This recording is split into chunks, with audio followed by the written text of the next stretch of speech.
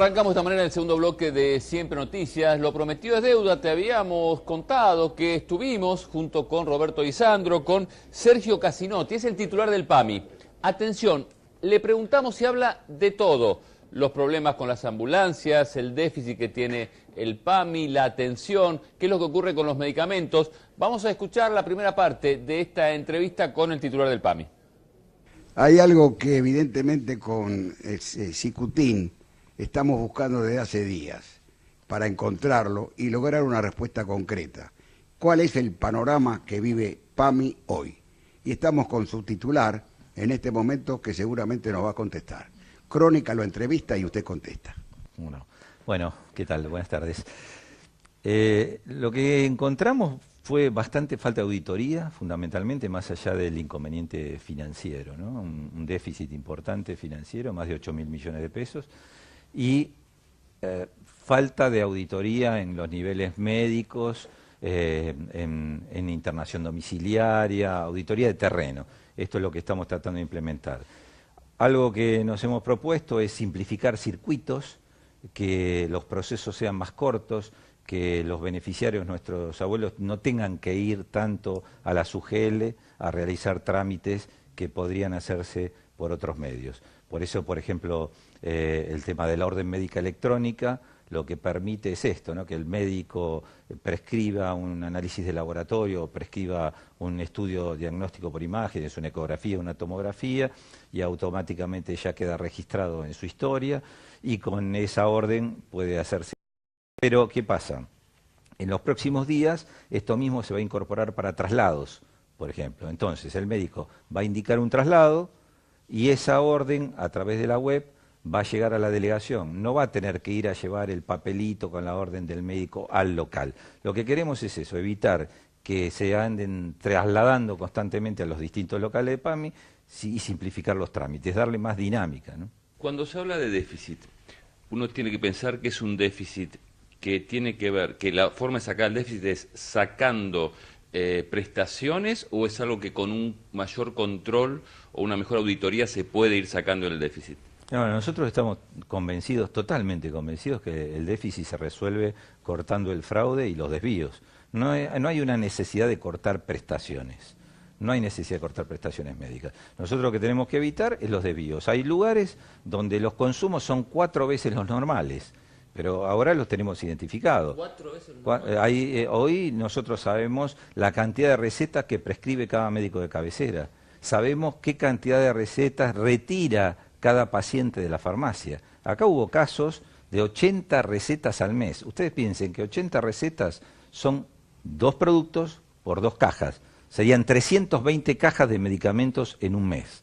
Y no es un solo caso. Hay de 80, hay de 50 recetas, hay de 30 recetas.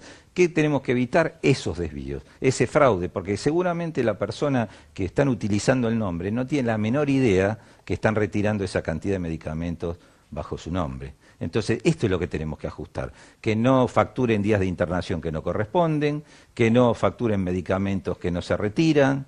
Este tipo de cosas son las que estamos trabajando fuerte. Lo que escuchamos en los últimos días, en los últimos tiempos de PAMI, es que no entrega medicamentos, que no les llegan los medicamentos a los pacientes, a los jubilados, por supuesto.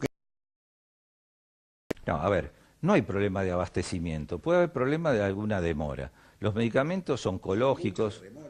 Son largas las demoras. Hay medicamentos que están tardando arriba de los 30 días, de alto costo. El ambulatorio no, uno va a la farmacia y lo retira en el momento que corresponde. Hay medicamentos de alto costo que traen 30 días, 40 días de demora. Nosotros hoy lo que hemos tomado este último mes, una medida, 9 drogas que representan el 40% del volumen de los medicamentos oncológicos, los puede autorizar la delegación local. No tienen que venir a Central. Esto eran medicamentos que capaz tardaban 40, 45 días en retirarse y hoy se están entregando en 10 días.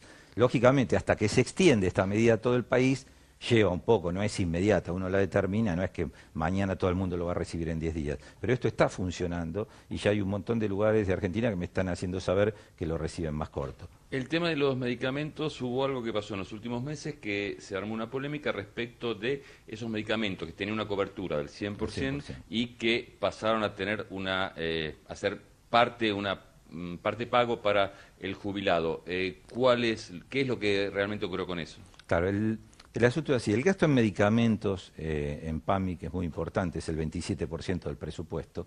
El gasto total en salud, PAMI destina el 83%. De toda la plata que ingresa a salud, va el 83%. Ahora claro, el medicamento, pero es muy importante esto. Cuando hablo de salud, hablo de psiquiatría, hablo de geriátricos, hablo de discapacidad, hablo de clínicas, sanatorios, laboratorios. Todo ese paquete es el 83% del dinero que ingresa PAMI, va ahí, porque este es un dato que últimamente se ha prestado a alguna confusión. Los medicamentos tenemos tres grupos. El grupo de alto costo, lo que van al 100% de cobertura, totalmente gratuitos, lo que es oncología, hemofilia, HIV, artritis reumatoidea, esos medicamentos carísimos que les damos al 100% sin ningún costo para el paciente. El otro grupo es el ambulatorio común, el que retiramos en la farmacia cuando tenemos un estado gripal, un malestar estomacal. Y el otro grupo es el subsidiado a aquellas personas que están en situaciones más vulnerables, que el PAMI lo da al 100% de cobertura totalmente gratis y eso no lo hace ningún otro tipo de obra social. ¿Qué pasa? En ese segmento se habían detectado algunos desvíos.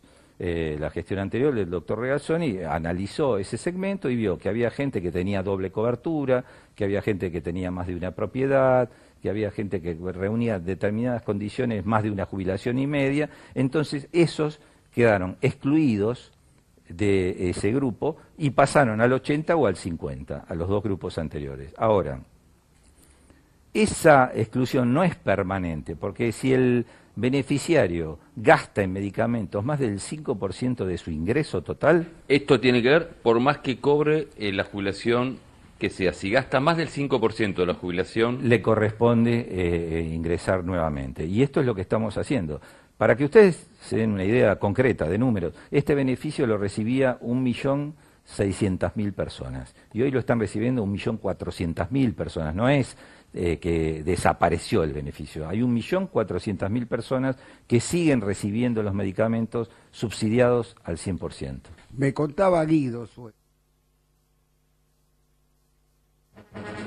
En instantes, más del reportaje exclusivo al director del PAMI.